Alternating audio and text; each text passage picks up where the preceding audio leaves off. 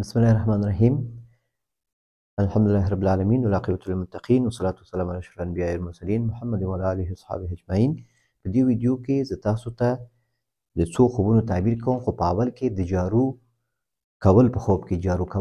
کې دا څه تعبیر لري، د دې په حصه کې یو څه معلومات درکوم. جارو کول په خوب کې څه تعبیر لري؟ جارو څه ده؟ د ابن سیرین له نظره دا په خوب کې څه کله وکتل شي، دا په خادم د لاس لاندې یو څوک وي، مزدور خادم وي، هغه باندې تعبیر کیږي. څه کله ته ګورې چې جارو دې صحیح ده او جارو نرمه ده، صحیح ده، لاس کې دې صحیح ده، معنا دا څه ده؟ خادم دی، فرمان بردار ده، خپل کار کوي. او څه کله ته ګورې چې جارو دې شخ ده ډېر او جارو صحیح نشي کولی، نو بیا په دې باندې تعبیر کیږي چې دا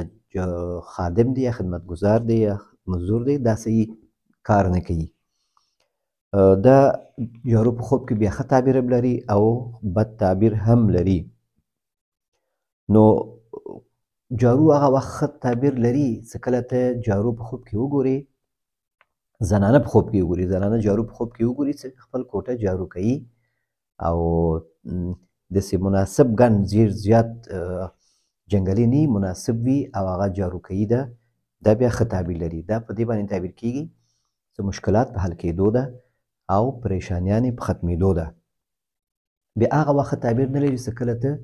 جارو په خوب کې وګورې چې ګن ډېر زیات وي، دا جنګلي ډېر زیات وي او ته ستړی شوی ډېر جارو کوي، نو دلته بیا ښه تعبیر نه لري. دلته بیا تعبیر په دې کېږي چې ډېرې په دې کور کې ډېر لانجې دي، ډېرې خبرې دي او ته ډېر زیات مشکلاتو کې ګیرې او دا ټول ستا په غاړه دي او د دې هر څه صفایي او د هر څه کار، نو په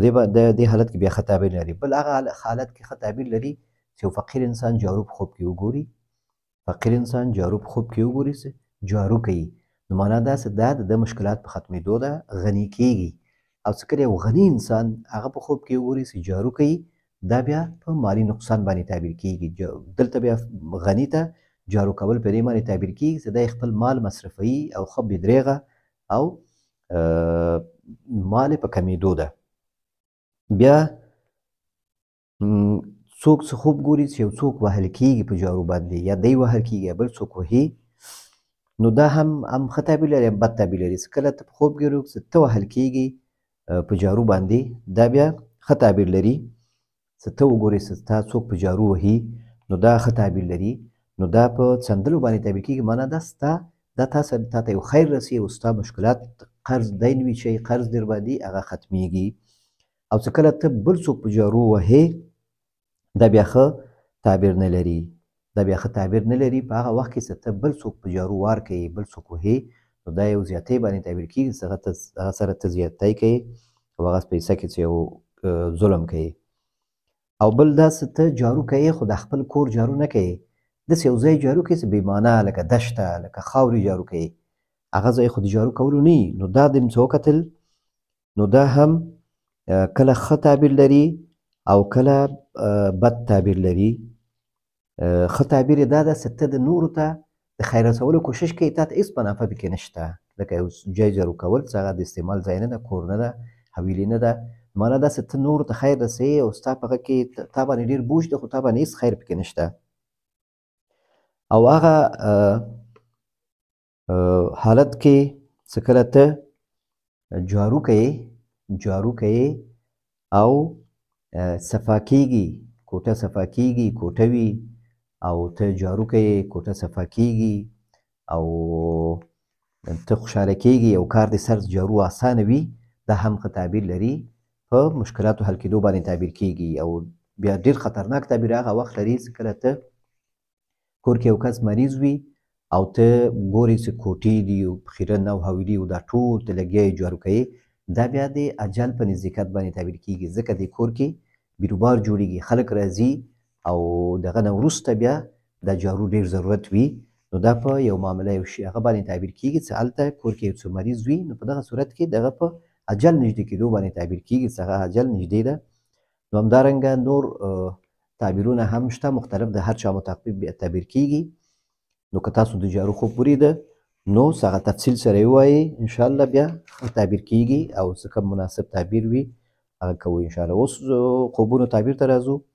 چې لیږل شوي دي واتساپ نمبر باندې. وایي خوب کې ژړېږم، نو دا دومره یې لیکلې ده خوب کې ژړېږم خوب ګورم څه خوب کې زه ژړېږمه نو دا ژړا کول په خوب کې په خندا تعبیر کیږي سرچپه تعبیر کیږي مرګ او خندا د مرګ په ژوند باندې تعبیر کیږي او خندا په غم باندې تعبیر کیږي او غم او ژړا په خوشحالي باندې تعبیر کیږي نو دا که دومره خوب دی وي او که نور خوب تفصیل لري بیا کیدای شي لږ فرق وکړي خو عمومي توګه خوب کې ژړا کول دا ښه تعبیر لري په خوشحالي باندې تعبیر کیږي چې خوشحالي ته رسیږي بل خوب دا وایي په خوب کې بایسکل چلولو تعبیر څه دی لوړ ځای ته ختل نو په خوب کې د سورلي شیان چلول بایسکل وي موټر وي دا شیان چلول دا په دې او کور د اموراتو باندې تعبیر کیږي په دې خپل ژوند باندې تعبیر کیږي دا ژوند دې صحیح روان دی کله ستا کنټرول په بایسکل وي یا په موټر وي کنټرول دی وي او مناسب رفتار کوي نو بیا ښه تعبیر لري او څه کله ته ټکر کوي یا صحیح نه ځي یا ډار لري یا ستا په کنټرول کې نه د موټر موټرسایکل او بایسکل دا بیا ښه تعبیر نه لري والله تعالی اعلم وایي بیګا مور مې په خوب کې لیدلی یم وایي ستا نه مار جوړ شوي سر دې خپل وي نور بدن دې د مار وي نو دا مور دې په خوب کې لیدلی ته ستا بدن دې د مار ده او سر دې صرف خپل ده نو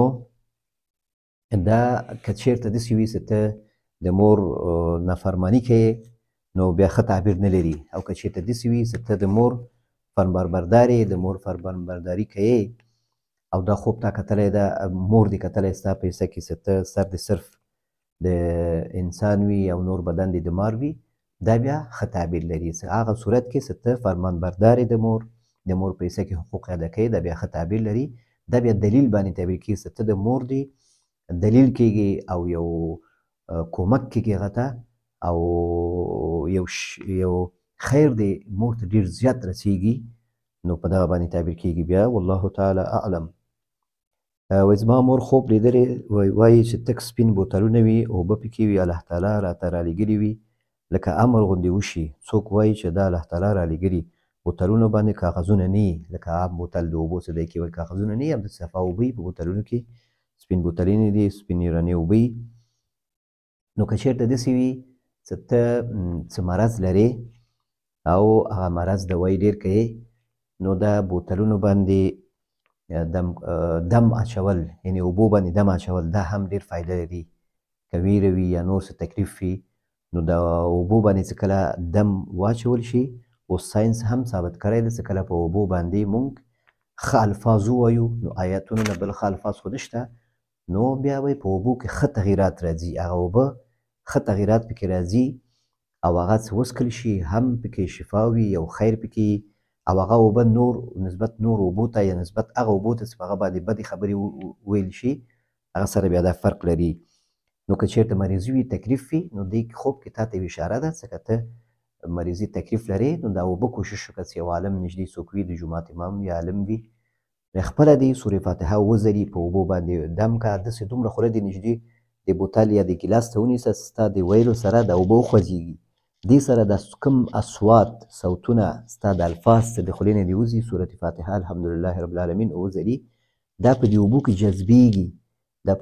جذبېږي او هغه اثر یې پکې پاتې کېږي همداسې نور دعاګانې د صحت وي صورتونه هر شی څه وایې نو دې کې انشاءالله ستا لپاره شفا ده والله تعالی اعلم بمبار شوي څه کسان شهیدان وي جنازې ته ورشم کله چې جنازه راواخلو تیارې بیا راشي په دې وخت کې یو سپین ږیری سړی ما ته وایي ته مخکې لاړ شه چې جنوب یې هسې نه چې خدای ناخواسته چې په جنابت کې مړ شي د شپې 3:30 یا په کم 4 بجې وو نو دا په دې باندې تعبیر کېږي چې مرګ او ژوند باندې هېڅ اعتبار نشته نو ته کوشش وکړه چې ځان بې اودسه پرېنږدې خصوصا جنوب حالت کې ځان ډېر وخت پرېنږدې او بې اودسه ځان پرېنږدې چې غسل در باندې واجب وي نو کوشش وکړه چې زر خپل صفایي وکړې د سینه څخه ډېر وخت پاتې شي په دغه باندې تعبیر کېږي والله تعالی اعلم اووم خوب د وایي مور مې په خوب لیدلی یمه چې وایي زه وړه یمه او 9 کلنه او پاس په تیاره کې پاکه سوتره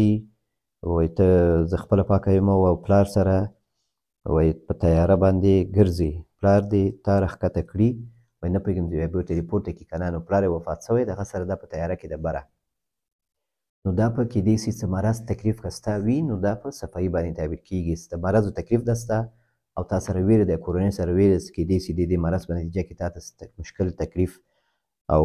ورسیږي نو نه رسیږي انشاءالله تکلیف مرض نه رسیږي دا ته الله تعالی بېرته صحت درکړي او همدارنګه هم د ګناهونو نه پاکېږي نو دا هم ښه تعبیر لري والله تعالی اعلم نو دا و د نن ورځې خوبونه ګرچې صحت مې ښه نه او ما نه غوښتل چې دا په داسې حالت کې زه خوبونه تعبیر کړم خو چې ورونه ډېر زیات منتظر دي خوبونه مې تعبیر کړه الله تعالی دې وکړي چې دا ورونه خپل خوبونه تعبیر واوري او مطمئن شي نو که تاسو هم خوب لیدلی وي نو همدې واتساپ نمبر کې خپل خوب ماته لیکلی شئ یا په وایس میسیج کې کېښودلی شئ نو انشاءالله ستاسو خوب هم تعبیریږي نو تر بل ویډیو پورې په الله هم سپارم السلام علیکم ورحمة الله وبرکاته